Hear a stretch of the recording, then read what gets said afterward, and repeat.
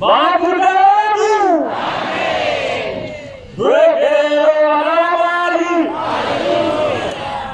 Inakuwa yakashika. Sinepa kuhama zenu na samari zenu. Vakomana wasikaya. Varumela kazi. Sembele harawa. Wosana wasatira pila mujekirayo. Varona hama kupila mujekirayo. Afrika na poso ngijeshi. Vaposo ya Afrika. Kutila silati zilekusimuka pawagere. Vawela kula kumeli. Kutila sagamuji wa mujekirayo. Vakuna yenu. Yana wasara. Vawatu manila kutila Afrika na poso ngijeshi. Gona wapotera. Sino musamerengera. Yokuti merengera kama isa mwameona. Sino wanotinezwe. Beraka jajimaya. Marwa Brahma. Nungawa kukuma. Siroti zeno upanu wenu. Mukakuma kuna satani. Baya kama kuna kulano kuparaza. Mwana hukuna jeso. Atina kaya kutilano wangwana upanu. Uya kutilanya hawa kawanda wakuna yenu. Siloka na wani kwa gala silati telekusimuka. Waya kuna kumeli na yunachimba.